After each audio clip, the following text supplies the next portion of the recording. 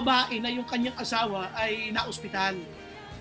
Ngayon, ang problema ng kanyang asawang lalaki ay bawal matuwa ng sobra, bawal din malungkot ng sobra dahil ikamamatay niya. Yun ang sabi ng doktor. Kaya ang nangyari ngayon, hindi niya alam paano niya ibabalita sa mister niya, hindi alam nung misis paano niya ibabalita sa mister niya na yung kanyang wallet, natagpuan niya na meron palang ticket ng loto. At nakita niya na tumama yung ticket. Yung asawa niya, yung lalaki, naka-bedridden. Hindi niya maalam paano ikukwento dahil pag ikinuwento niya, pag natuwa, mamamatay yung asawa niya. Bawal matuwa. Sinasabi ng doktor. Pagka naman nalungkot, yun din ang problema. Baka din ikamatay. Kaya ang ginawa nung misis, lumapit sa pastor nila. Sabi nila, pastor, kailangan ko ng tulong mo. Ano ba ang kailangan mo? Sabi niya, pastor, kasi si Marco, sabi niya, tumaya sa loto. Pastor, ano ba nangyari? Tumama siya na 100 million. Hindi ko alam paano ko ito kukwento sa kanya dahil pagka ito ay nalaman niya at natuwa, mamamatay siya. Hindi ko alam paano ko kukwento yung balita sa kanya. Ngayon, pagka naman siya ay nalungkot, mamamatay din siya. Pastor, tulungan mo ika ako. Kasi bawal siyang balitaan na baka niya ikamatay.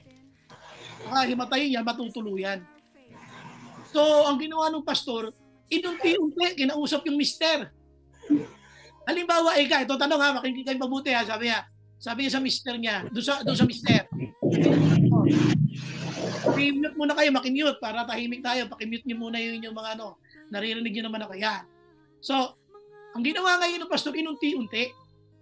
Sabi niya doon sa member na si Marco, halimbawa, naalaman mo, tumama ka ng 100 million sa loto. Ano yung gagawin mo? Ako pastor, kasi alam mo, ang buhay ko parang itong mga nalalabing araw ko, parang kukunin na ako ni Lord. Kung 100 million, tumama ako sa loto. Yung 99 million, bibigay ko sa church. Tapos yung 1 million, pastor, sa pamilya ko. Alam nyo, hinimatay yung pastor. Ang hinimatay yung pastor. Dahil hindi niya akalain na gano'n nasasabihin nung member niya sa si Marco.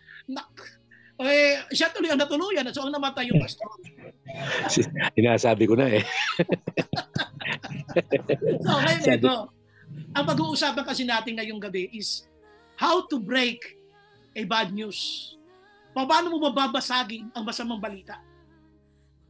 Minsan may mga naririnig tayo masamang balita tungkol sa pamilya natin, minsan tungkol sa trabaho natin, minsan tungkol sa ating mga mahal sa buhay, minsan tungkol sa atin mismo. When you receive a bad news, how would you react? Paano gagawin mo pagka nakatanggap ka ng masamang balita? So yun mag-uusapan natin ngayong gabi. How to break, paano mo babasagin yan na panalo ka? Marami kasi dito, alam niyo, yung mga usong-uso yung mga road rage, yung mga away sa kalsada, nagkakabunutan ng baril, nagkakasahan. Kasi nga, hindi nila alam paano i-handle yung mga gitgikan, yung mga nagkakasagian, yung mga nagkakairingan. Kung bisan tayo ganun din Paano mo i-handle ang bad news? Paano ka mananalo sa bad news? Pag nakalating sa iyo ang bad news, how to be a winner over that situation? Kaya ang tanong natin dito is, how to break a bad news? Paano natin babasagin ang masamang balita? Meron kasi nga sa Bible, isang hari na itong hari na ito ay pangalawa sa pinakamatinong naging hari ng Israel pagkatapos na maghari noon si David. Ito si Hezekiah. Si Hezekiah ay napakatapat sa Diyos at sa kanyang pagiging hari ay talaga namang naging maayos ang komunidad ng Israel. Kaya lang alam niyo ba, mayroong masamang balitang dumating sa kanya. Ang masamang balita sa kanya na ipinarating ni Propeta Isaiah, sabi niya, ayusin mo na yung bahay mo sapagkat ikaw ay magkakasakit at ikaw ay hindi nagagaling at mamamatay ka na. Isipin mo nga ganun ang balita. Paano mo yung tatanggapin? How would you react pag sinabi sa iyo na may pinapunta sa inyo? Oy, ayusin mo na yung bahay mo, mamamatay ka na. Ano ang gagawin mo pag gano'n ang balita? Ngayon, makikita niyo yan sa ikalawang hari, no? I want you to open your Bibles sa book of 2 Kings. Dito kasi sa 2 Kings ay ito po yung nakalagay. Ikalawang hari, Kapitulo 20. At babasahin natin kung ano ba yung sinabi rito ng Bible. 2 Kings chapter 20. Babasahin natin hanggang 7. Ito ang sabi ng Bible ha. Ikalawang mga hari. Ang kabanata ay 20. Ang talata ay umpisa natin sa 1 hanggang 7. So, Kapitulo 20, versikulo 1 hanggang 7. So, 2 Kings chapter 20, verses 1 to 7. Ito yung sabi ng Bible. In those days, Hezekiah became ill and was at the point of death. Nagkasakit siya na halos ikamatay niya. The prophet Isaiah, son of Amos, went to him and said, "This is what the Lord says. Put your house in order because you are going to die. You will not recover." Wag, grabe yung balita ha. Ayusin mo na ikaw yung bahay mo sapagkat ikaw ay mamamatay. Sabi niya, pagkakasakit ka at hindi ka nagagaling, you will not recover, you are going to die. Grabe itong bad news na to ha. Kumbaga, sobra naman yata ito. So anong ginawa ni Hezekiah? Basahin natin verse 2. Hezekiah turned his face to the wall and prayed to the Lord. Tandaan nyo, this is recharging time and Wednesday word is time for prayer. Kaya ang focus pa rin nandito is prayer. So titingnan natin, paano mo mananalo sa mga bad news? Iba sa atin, pagka nakarinig ng bad news, apektado eh. Nasisira yung buhay, nasisira yung concentration, nawawala sa ayos eh. Kung minsan, nagwawala. Pagkatapos magwala, mawawala ka na sa Panginoon, mawawala ka na sa presensya na, mawawala ka pa sa ministry. So dito, ulitin natin, Hezekiah turned his face to the wall and prayed to the Lord. Ano sabi niya? Remember, Lord, verse 3, remember, Lord, how I have walked before you faithfully. Sabi niya, alalahanin mo, Lord, kung paano ako lumakad, naglingkod sa iyo na may katapatan, and with wholehearted devotion, buong puso ako, Panginoon, nagmahal sa iyo, and have done what is good in your eyes, at aking ginampanan, Panginoon, ang nakalulugod sa iyong paningin. Ako'y naglingkod sa iyo ng buong puso, at ginawa ang mga bagay na nakalulugod sa iyo, Panginoon. At si Hezekiah ay nanangis ng buong pait. And Hezekiah wept bitterly. Ngayon, ano nangyari? Pagkatapos niya manalangin ng gano'n, ano nangyari? Before Isaiah had left the middle court, yung nagdala ng balita, the word of the Lord came to him. Nangusap uli ang Diyos kay Isaiah, yung nagdala ng mga masamang balita. Sabi niya, balikan mo si Hezekiah, yung hari. Go back and tell Hezekiah, the ruler of my people. So sino si Hezekiah? The ruler of my people. This is what the Lord, the God of your father David, says. I have heard your prayer. Pinakinggan ko ang iyong panalangin. I have heard your prayer, David. Sabi niya, I have heard your prayer and seen your tears. Nakita ko ang iyong mga pagluha at narinig ko ang iyong mga daing at panalangin. I will heal you. Pagagalingin kita. On the third day from now, you will go up to the temple of the Lord. Tapos sa verse 6, ang pangako ni Lord, I will add 15 years to your life. Dadagdagan ko ng 15 taon pa ang iyong buhay, and I will deliver you and this city from the hand of the king of Assyria. I will defend this city for my sake and for the sake of my servant David. Then Isaiah prepared a poultice of figs. They did so and applied it to the boil, and he recovered. At naka-recover itong kapatid natin si Hezekiah. Tandaan nyo ha, grabe yung bad news na tumama sa kanya. Ang bad news, pinadala ng Diyos ang propeta na si Isaiah, sabi mo sa haring Hezekiah, o kaya Hezekiah sa English, sabi mo sa kanya, ayusin niya na yung bahay niya. Sapagkat siya ay hindi na makaka-recover, magkakasakit siya, at siya ay mamamatay na. Wow, what a bad news. Paano mo tatanggapin yun? Paano magkukwento mo sa mga magulang mo yun, sa mga mahal mo sa buhay? Yun lang taningan ka ng 1 taon o kaya 6 na buwan. Hindi mo alam kung ito ay paano mo i-explain sa mahal mo sa buhay. Ito pa kaya sasabihin sa iyo, mamamatay ka na. Manalangin po muna tayo, hindi natin na pagsama ni Lord. Tayo lahat ay yumuko, tayo manalangin. Dear Lord, we're so thankful, Lord, for tonight. Salamat po, Panginoon, sa iyong mga salita. Nagpalaan niyo po ang bawat isa sa amin. Habang kami, Panginoon, ay nag-aaral ng mga salita, ay bigyan niyo kami, Panginoon, ng maayos na pangunawa, pangintindi, sa iyong mga salita po na aming pag-aaralan ngayong gabi. Pagpalaan niyo po kami, mangusap kayo at lahat, Panginoon, anak mo na kailangan ang salitang ito, Panginoon. Please, Lord, i-comfort mo lahat ng iyong mga anak na naririto. And those who will be watching this, Lord God, sa live stream, pagka prinay na po namin sa pagkaka-record, ay maging pagpapala din po ito sa iba. Marami pong salamat. I-bless you kami tonight, Lord. Iba po ang sitwasyon namin, but God, we know you are the God who sees our hearts and our individual situations. Kaya Lord, mag-usap po kayo at dumadalangin kami ng Banal na Espiritu, ang yung Holy Spirit, to help us understand your word tonight. Comfort us, encourage us, empower us. Salamat po, Lord. This all we pray in Jesus' name. Amen. Amen. Palakpakan naman natin si Lord. Pwede ba natin palakpakan si Lord? Kahit hindi ko naririnig yan. Kasi kayo mga nakamute kayo. Ayan. Yay! Islam.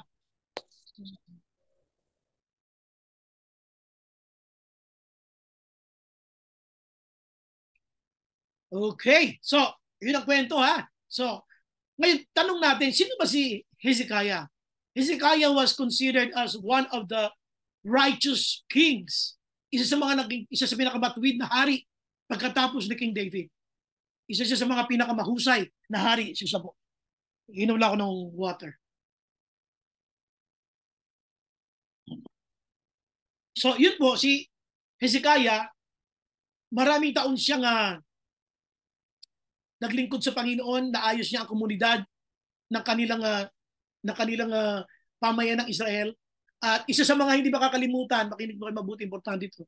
Isang hindi makakalimutan sa kasaysayan ng Israel ay nung wasakin niya ang mga ginawa ng kanyang dati niyang ama.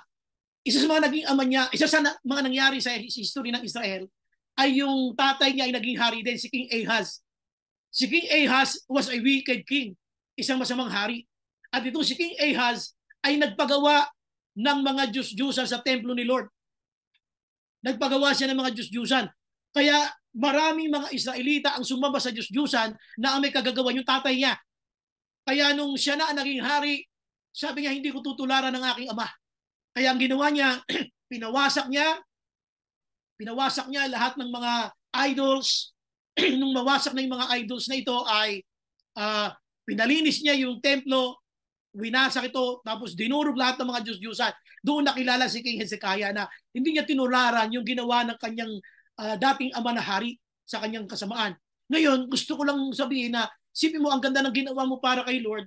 Naglingkod ka, you're giving your best, you gave your best, and now you are hearing a bad news. Kayo makakarinig ka ng isang bad news, at ang bad news ay very, very specific. Magkakasakit ka, hindi ka gagaling, at mamamatay ka na. Wow naman. Napaka-specific. Magkakasakit ka, hindi ka nagagaling, hindi ka makaka-recover, at mamamatay ka na. O sige, sa inyo sabihin nyo, sige nga. Yung sabihan ka lang na, makareceive ka lang ng text na, magmula sa pintuan nyo, magmula sa gate nyo, pangatlong hakbang tumba ka. Ako naman.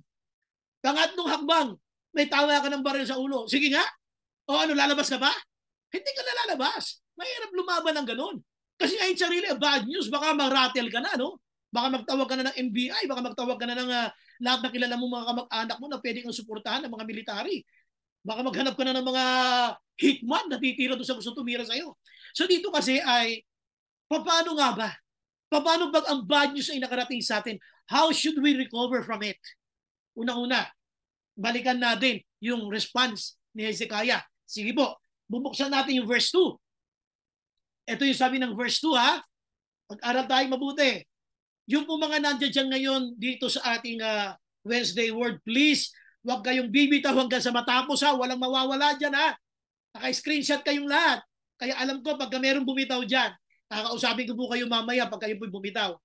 Okay, sabi dito ng verse 3, sabi ng Bible, remember Lord, sabi niya, how I have walked before you faithfully.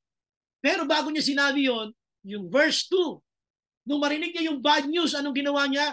Hezekiah turned his face to the wall and prayed to the Lord. Bakit siya nag-face the wall?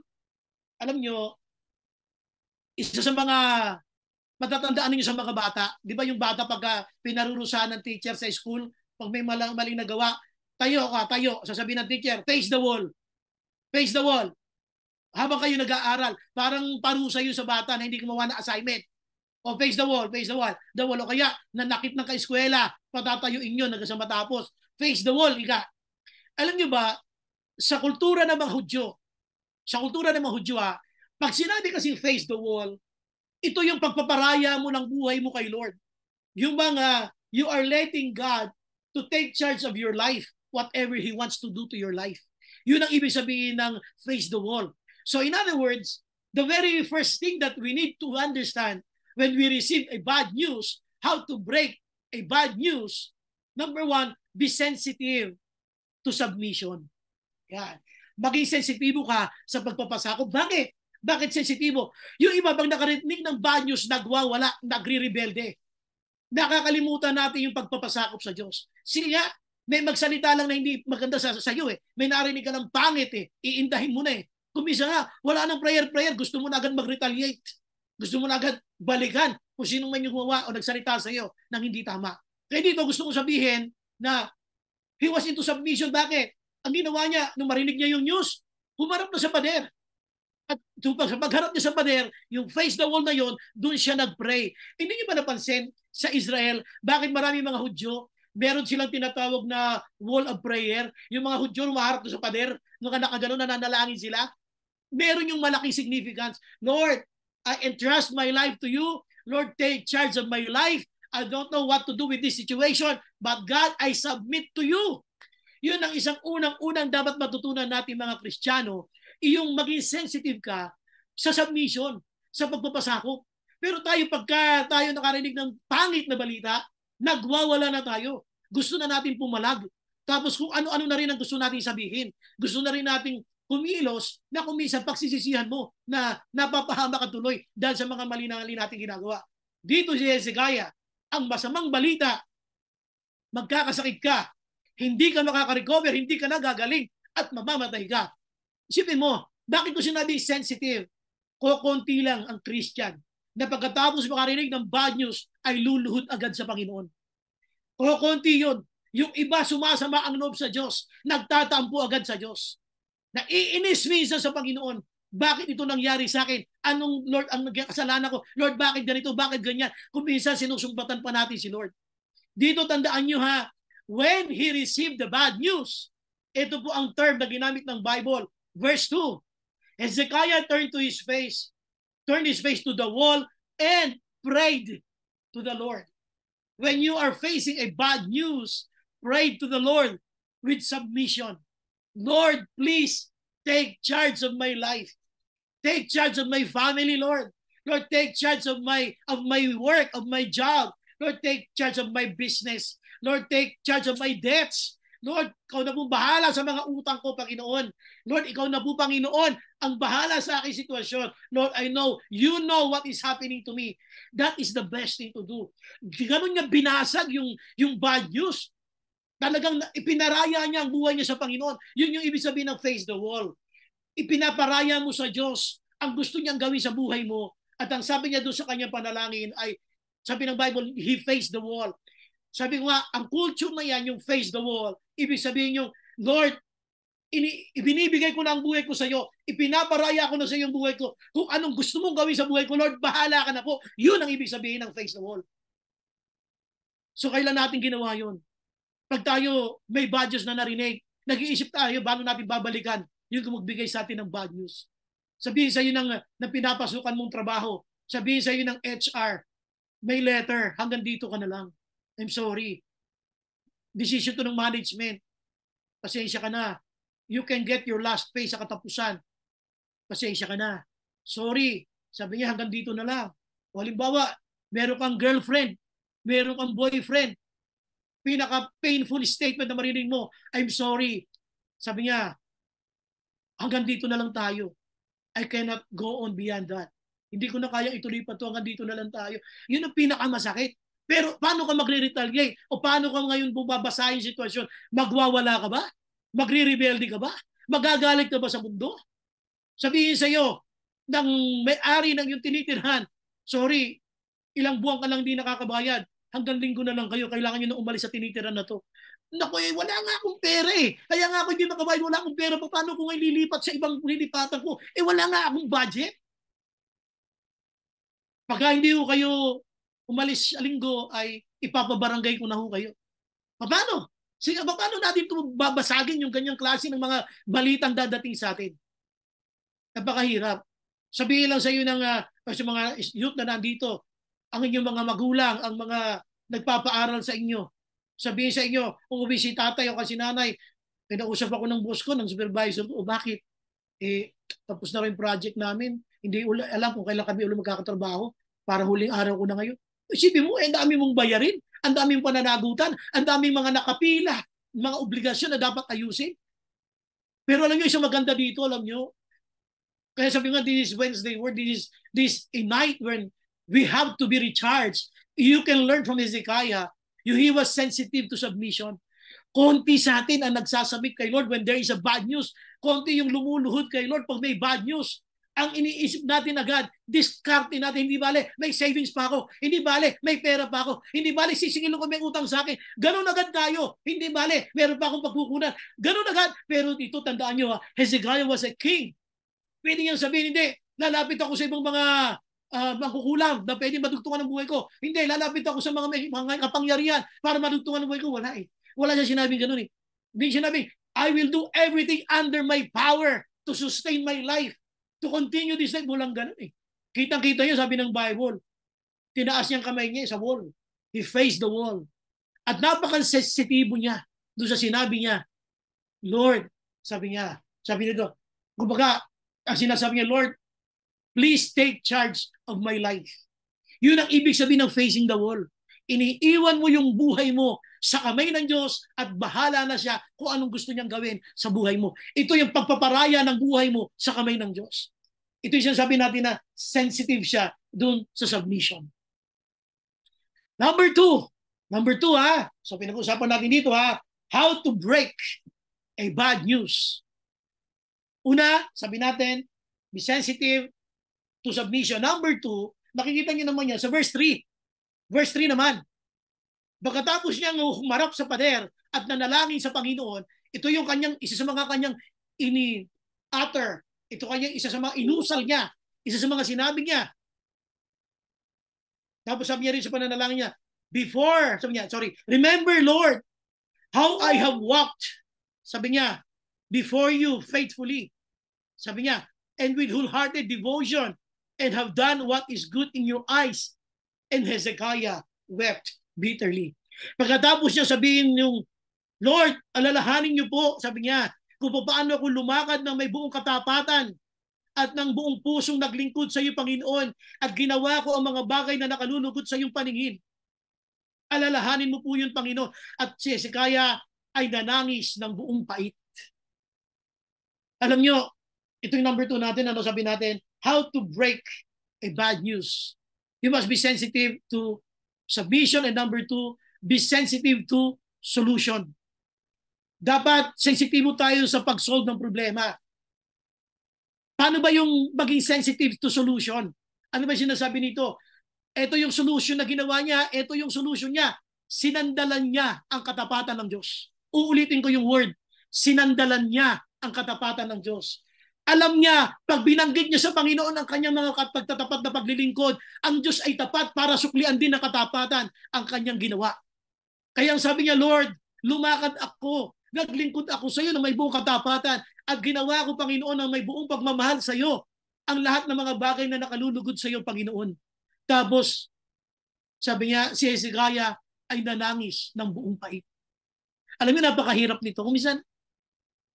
Kung kayo nalagay na sa isang situation na napakahirap, the only thing you can do is to cry. The only thing you can do is to weep before the Lord. Lord, hindi ko na po alam ang gagawin ko. Sa kabila man ng mga paglilingkod ko sa iyo, Panginoon, lahat ng sakripisyo ko, lahat ng tiniis ko, ito po ba ang sukli? Ilang beses na tayo parang nanunumbat kay Lord. Pero dito ang gusto ko ipakita sa inyo, hindi siya nanumbat. Ipinaalala niya sa Panginoon na, Lord, kayo'y tapat. At dahil sa kayo'y tapat, yung katapatan ko, Panginoon, alam ko susuklian niyo yun ng katapatan din. Yun ang sinasabi niya. At pagkatapos, siya ay nanangis ng buong pait. Alam niyo ba yung panangis ng buong pait? Kung natandaan niyo po yung yung lolo ni Jemboy, yung medyo sa Malabon na binaril na binatilyon, alala niyo yon?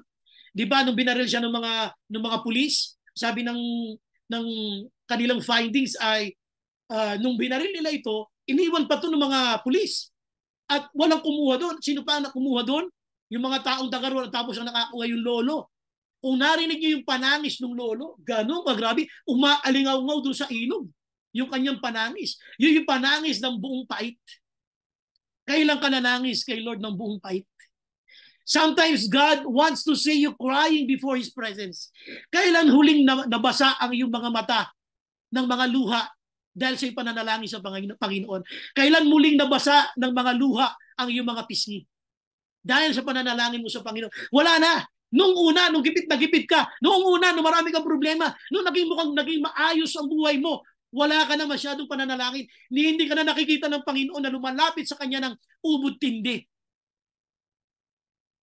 Marami sa atin, tuyong-tuyo ang ating mga mata. Hindi na nababasa ng luha sa presensya ng Diyos. Sometimes you have to talk to God and tell God, pour out your heart to the Lord. Lord, hindi ko po alam ang gagawin ko. Pero Lord, alam ko po, kayo ay tapat. Pwede siyang magwala. Pwede siyang mag-amok. Pwede siyang managa, manaksak na kung sino-sino doon. Di ba ganun mga nag-aamok? Dahil nga nakarinig ng masamang balita, anong ginagawa nila? Nag-aamok, umaakit sa mga matataas na tore, at pagkatapos ay hanggat hindi nasoso problema nila, hanggat wala yung mga pulis, hindi bumababa, at marami silang mga demand. Pero si Hezekiah, alam niyo ba?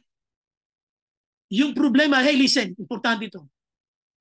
Pinadala ng Diyos si Isaiah para sabihin kay Hezekiah yung kanyang magiging sitwasyon na ikaw ay magkakasakit, hindi ka gagaling at ikaw ay mamamatay. Yan ang sabi ng Panginoon. Ngayon, tingnan nyo. Nung marinig ngayon, siya ay, sabi niya, face the wall, ipinagparaya niya sa Panginoon ang kanyang buhay at nanalangin. Tingnan nyo, kanino siya nanalangin? Doon sa Panginoon na nagpahatid sa kanya ng masamang balita. Kung minsan tayo ayaw natin lumapit sa Diyos kasi sa tingin mo, si Lord unfair. Kahit may mga circumstances tayo na hindi natin gusto, kung minsan ayaw mong lumapit kay Lord kasi sa tingin mo si Lord unfair. Lord, you're unfair. Sa kabila ba ng lahat ng ito, wow, saan niya ito nakuha yung solusyon? Pag binasa niyo, di ba? Pinakinggan ng Diyos yung kanyang panalangin. Narinig ko yung iyong panalangin at nakita ko ang iyong mga pagluha. Kailan ka huling lumuha sa Panginoon? Minsan inaantay lang ng Panginoon na to let your tears flow before the Lord. Kung minsan inaantay lang ng Panginoon na ipakita mong kailangan mo siya. Kailangan mo minsan ipakita sa Panginoon, Lord, I'm hopeless without you. Lord, I'm helpless without you. Lord, my life is miserable without you. Lord, this life is pointless without you. Lord, this life is meaningless without you. Lord, this life has no direction without you. Sometimes you have to tell God, Lord, saan pa ako pupunta? Ikaw ang Diyos na pinakatapat.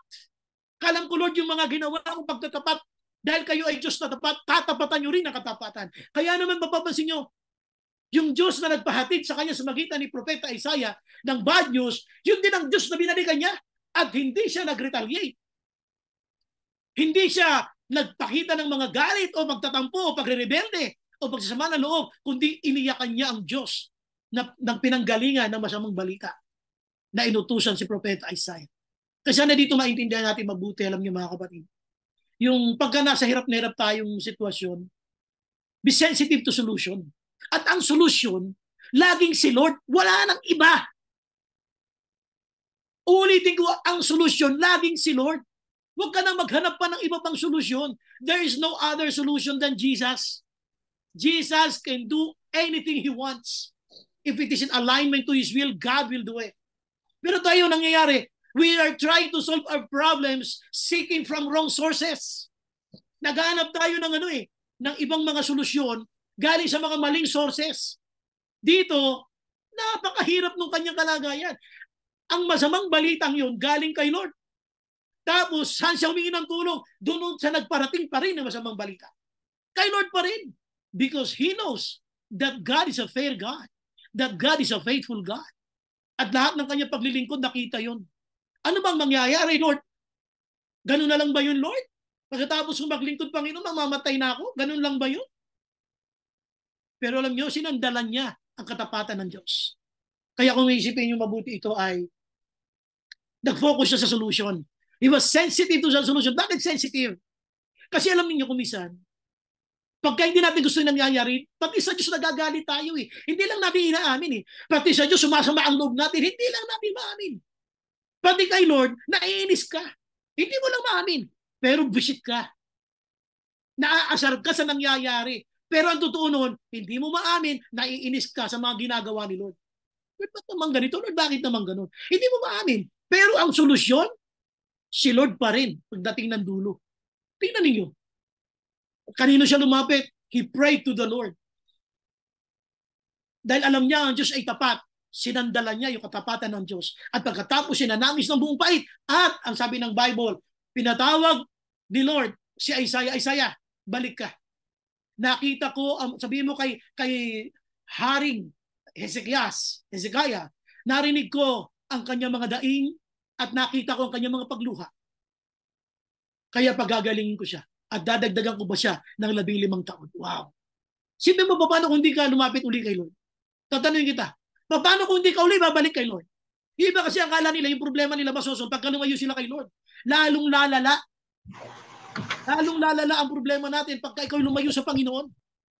Ang pinakamagandang magagawa natin, kahit mabigat ang problema, kahit hindi natin maintindihan, sa Diyos pa rin ang lapit.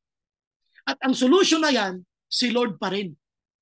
Sino nagbigay sa kanya ng karagdagang 15 taon? Si Lord pa rin.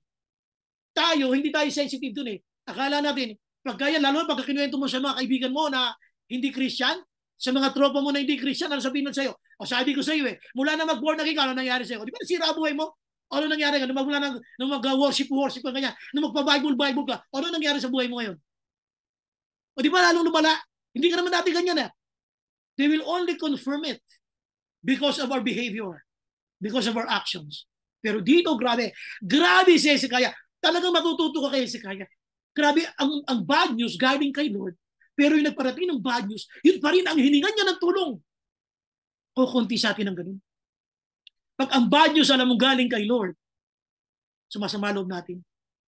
Nagagalit tayo, nagtatampo tayo, nagre-rebelde tayo. Hindi mo aaminin yan. Pero alam ni Lord yung puso natin. Sabi ng Bible, pagkatapos niyang sandalan ang katapatan ng Diyos, nanangis siya ng buong pait. Kaya ang tanong ko, when was the last time you cried before God? Kaya I'm challenging you, please be there sa ating seeking and soaking sa September 22. Friday night yun, alas 10 ng gabi, hanggang kinabukasan. Umiyak tayo sa Panginoon. Ano man ang mga personal mong problema, lapit natin kay Lord. Ano man sitwasyon mo sa buhay, lalo kang mangunyapit sa Diyos. Kung ikaw sumasagana ngayon, lalo kang mangunyapit sa Diyos. Kung ikaw hirap na hirap, lalo kang mangunyapit sa Diyos. Kung ikaw is struggling, lalo kang mangunyapit sa Diyos. Ano man yung situation natin, the more na lalo tayo mangunyapit sa Panginoon. Sabi ko ang church natin, nakita natin magandang ginagawa niya, lalo tayo mangunyapit sa Diyos. Walang sino ang ministry na pwede magmalaki dito. Lahat mangunyapit sa Diyos. Lord, salamat po. Lord, salamat sa biyaya mo. Lahat magpapakumbaba sa Panginoon. Lahat mangunyapit sa Kanya. So dito mga kapatid, he was sensitive to the solution. Yung iba ang ginagawa pag yung may mga bagay na hindi maganda nangyayari sa kanila, lalo na kung Christian, ano ang gagawin nila? Tatakbuhan nila, tropa. Iinom. Tatakbuhan, tropa. Chochoki. Na marijuana. Shabu. Ano ba? O ano-anong lilibangin ang sarili sa mga party, sa mga disco. Lilibangin ang sarili sa kung saan mga bagay, magpupuyat na akala nila masosolve ang problema nila. Hindi po. Tandaan nyo dito, sabi ng Bible, siya'y nanangis ng buong pait. When was the last time you cried to God so bitter in your heart? Kailan? Kailan ka huling umiyak sa Panginoon, Lord? Kailan ka nag-surrender ng Lord? Bahala ka na po sa buhay ko, Lord. Lord, pag hindi mo pinakialaman ang buhay ko, Lord, hindi ko na alam kung ano mangyayari sa akin. Lord, kung wala ka, Panginoon, hindi ko alam paano kung maayos ang negosyo namin, Lord. Lord, itong pamilyan to, hindi ko maalam paano ito pangungunahan kung wala kayo. Lord, hindi ko alam paano makakabayad sa mga bayarin ko, Lord, kung wala kayo, Panginoon. Saan ba nagagaling mga kumpiyansa nating lahat? Sa Diyos pa rin. Tapos magtatampo ka sa Diyos. Tapos lalayo ka sa Diyos. Tapos susumbatan mo ang Diyos. Tapos magagalit ka sa Diyos. Samantalang kahit sa panahon na gumagawa ka ng kasalanan, patuloy ka pa rin nakakaranas ng mga pagpapala niya. Sino sa atin yung habang gumagawa ng kasalanan naputo ng hininga? Wala naman, di ba? Tuloy ang paggawa ng kasalanan. Pero yung hininga mo, nandiyan pa rin. Hindi pa rin napuputol. Ganun kabuti ang Diyos. Ganun siya katapat. Gusto niyo palakpakan si Lord? Palakpakan pa natin si Lord. Amen. So, ito tayo sa ating pangatlo. Unmute muna kayo. Unmute muna. Gusto kong marinig sa inyo. Ano yung ating team ngayong gabi? Sa ating Wednesday Word, ano yung team natin? Ano yung team? How to break a bad news. Okay. So yung iba hindi nagsasalita. Ano yung title natin? Ano nga? How to break the bad news. Yeah. So how to break a bad news. So paano natin babasagin ang masamang balita? Grabe. Grabe talaga, alam nyo, binabasa ko itong si Hezekiah, kinikilabutan ako. Opo. Nakakakilabot si Hezekiah. Mamamatay na't lahat. Grabe. He wept bitterly. Alam niyo nung una ko itong ginawa itong mensahe nito sa COVID, kasi meron itong teachings about COVID. Umiiyak ako, hindi ko matapos yun habang ginagawa ko yung message na yun. Iba lang talaga ang revelation ni Lord na yun. Kaya kayo ng mga nasa COVID training, pag nadaanan nyo ito, ay naku, hindi ako nagkakamali, ito yung Lamentable Leaders, yun ang title nun, Lamentable Leaders. Hindi ko natapos agad yun, yung training na yun. Talaga, I was really crying. Umiiyak ako nung, grabe, sabi ko, grabe yung dinanas niya. At tapos ang tinuturo pa sa atin yung maging sensitive. So, ito na, dumating na yung masamang balita, paano niya binasag. So, sabi nga natin, una-una, ano yung number 1 natin? Hoy, unmute muna, unmute. Ano yung number 1 natin? 1, 2, 3, game. Sensitive to submission. Sensitive to? Submission. Number 2. Sensitive to solution. Sensitive to solution. Okay? Number 3. Basahin natin uli. Mababasa naman natin yan. Dito pa rin sa verse 3. Please. Verse 3 pa rin ha. Verse 3. Ang sabi niya rito sa verse 3, remember Lord, uulitin natin yon. Pero bago natin basahin yung kanyang mga binanggit tungkol sa kanyang kalalagayan bilang isang lingkod niya, isang hari na lumakad ng may katapatan sa Diyos. Bago niya sinabi lahat yon, mapapansin niyo yung kanyang paano niya tinawag si Lord. Remember Lord. Meron pang ganun eh. Samantalang kung tayo yun, ano ba? Ganun na lang ba? Baka hindi mo na matawag ng Lord si Lord eh. Ano yung pangatlo? You must be sensitive to salutation. Pag sinabing salutation, yung karapat-dapat na pagbalang, yung karapat-dapat na pagpipitagan, ibinigay pa rin niya. Gumamit pa rin siya ng Lord. Ito yung vision, tapos solution, ito salutation.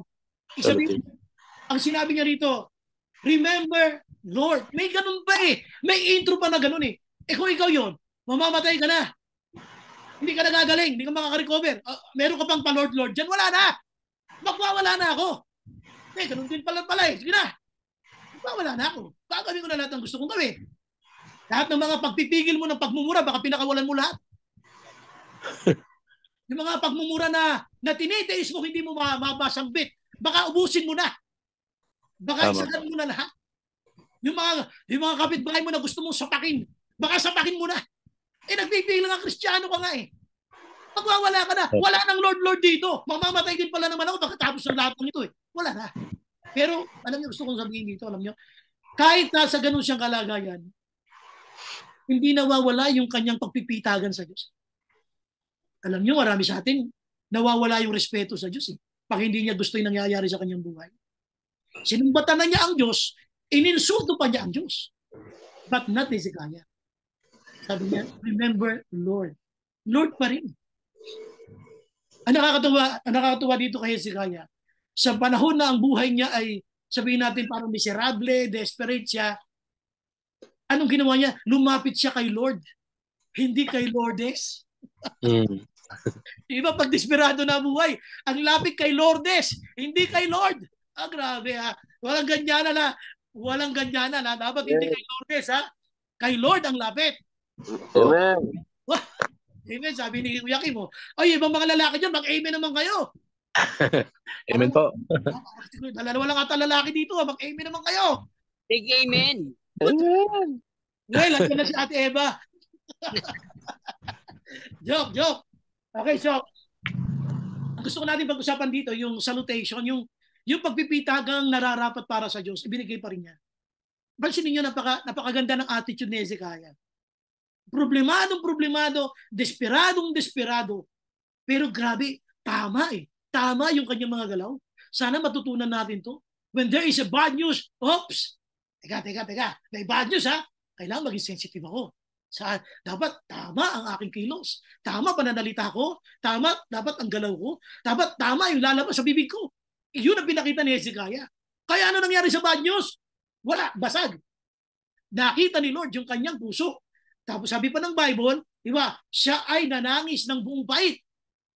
Paalis pa lang nakinig kayo mabuti paalis pa lang si Isaiah mula doon sa pinanggalingan niyang lugar kay Hezekiah, nasa middle of the court pa lang Kumbaga sa hallway, nasa kalagitnaan pa lang, kaalis pa lang Nakita ni Lord, grabe pala tong anak ko si Hezekiah. So anong ginawa niya ngayon? Kinausap agad si Isaiah. Isaiah, dali. Wait! Isaiah, wait! Sabi niya, bakit po? Balikan mo. Grabe. Ano yung babalikan? Ito, balikan natin. Balikan natin yung binalikan. So, basahin niyo yung verse 4. Before Isaiah had left the middle court, the word of the Lord came to him. Anong sabi? Go back, and tell Hezekiah, the ruler of my people. Alam niyo ba kung anong sabihin nun? Tinapatan ng Diyos yung kanyang salutation. Ang sabi niya, remember Lord. Sabi niya, tapos ang description pa kay Hezekiah, hindi siya sinabi na, go back and tell Hezekiah, yung mamamatay ng Hezekiah. Hindi. Sino si Hezekiah? Go back and tell Hezekiah, the ruler of my people. Mayroon ding salutation Tinapatan ng Diyos At anong sabi? This is what the Lord, the God of your father David says, I have heard your prayer. Bakit pinakinggan yung prayer? Sabi nito ng Bible, I have heard your prayer and seen your tears. God sometimes want to see your tears flowing. Yes. God sometimes want to see your tears falling and flowing upon your cheeks. Kailan ka huling nagnangawa sa Diyos at sinabi mo, Lord, take charge of my life. I don't know how to do with this. Kailangan kita, Panginoon. Kaya alam mo rin nyo, September 22, I'm encouraging everyone, please join us sa ating seeking and soaking. Ito po yan. Ito po nga gawin natin yan. Mag-worship tayo kay Lord. Mag-iiyak tayo sa Panginoon. Pour out your heart to the Lord. Amen ba? Tayo ba ay dadalo sa ating seeking and soaking? Magsabi naman ng amen yung totoong dadating. Amen po. Ayan, dalawa lang. Amen. Dadating ako, Pastor. Tatlo, apat na. Present po, present. Ayan. Present. Amen. Yun, sige. Yun, ayan, nadadagdagan. Sige ha. Please, para makita lang ninyo kung ano yung ginagawa ng Lord sa atin. So dito, ang gusto kong sabihin lang dito ay yung salutation na sinasabi ng Bible na, remember Lord.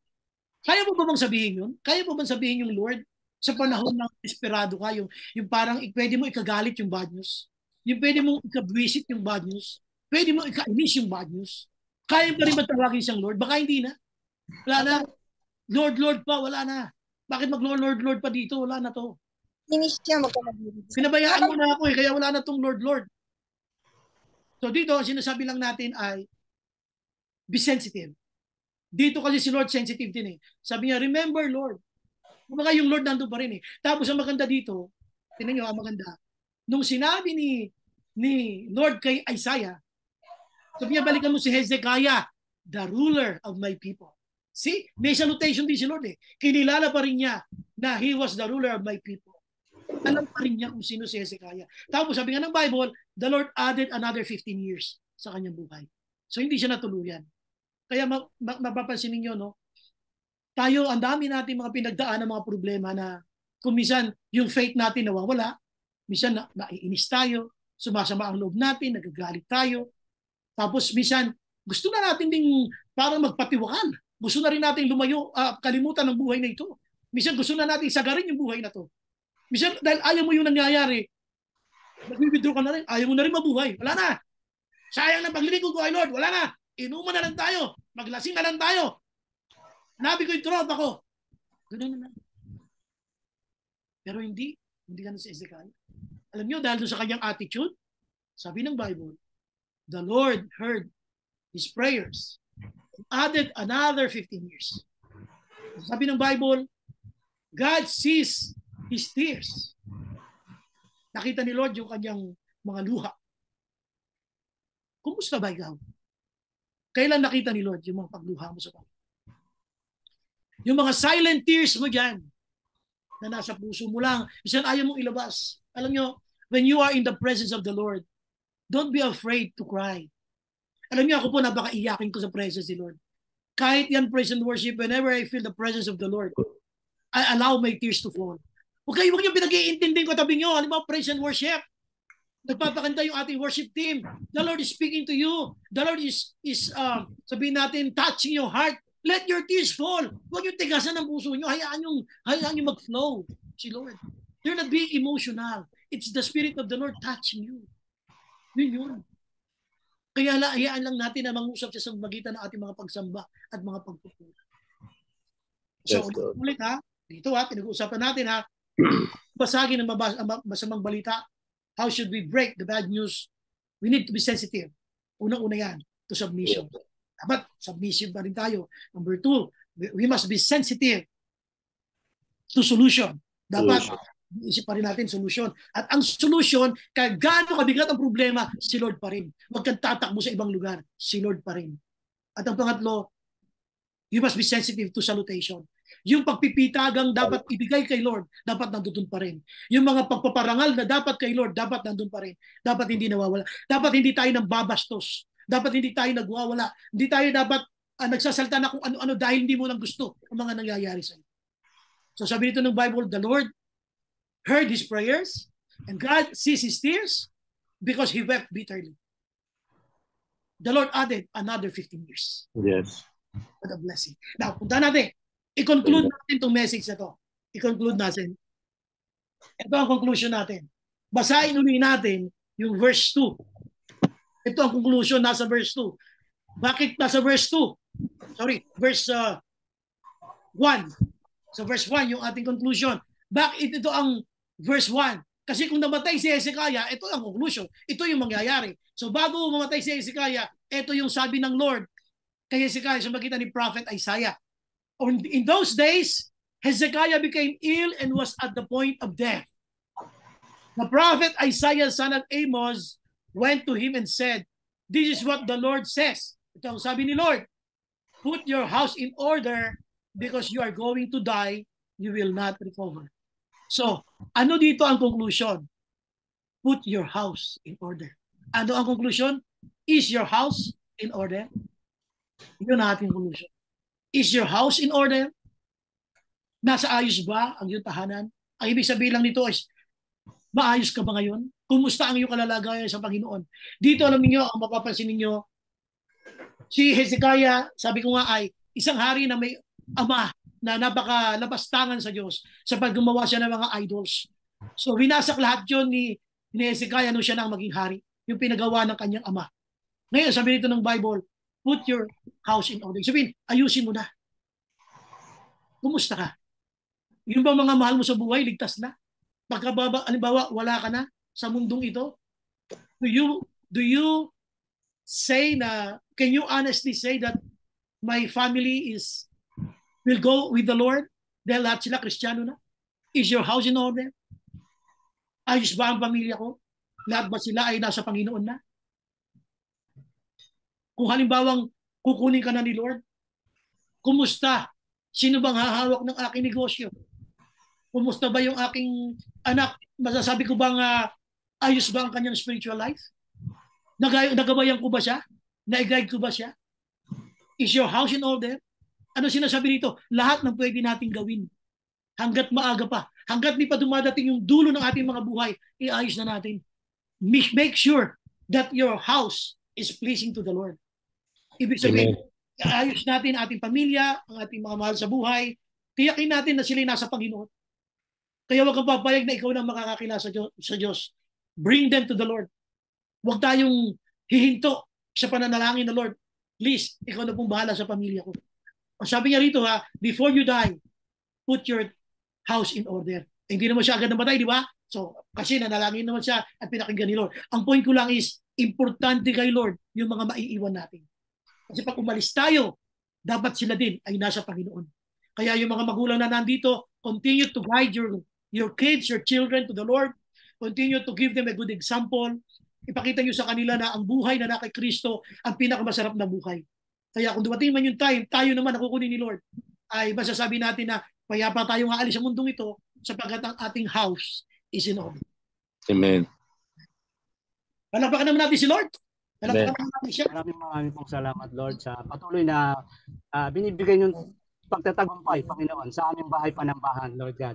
Salamat, Lord, sa pagbe-bless mo po sa amin, sa lahat ng mga workers at lahat ng mga members. Gayon din, Panginoon, sa aming bahay panambahan, Lord God. Patuloy mo po kami palaguin. Maraming, Lord, at patuloy na magkaroon po, Panginoon, ng maraming kaluluwa, Panginoon, na mailapit po namin sa inyo. At suportahan niyo rin po, Panginoon, ang lahat na po namin, lahat po ng mga aming gawain, Panginoon.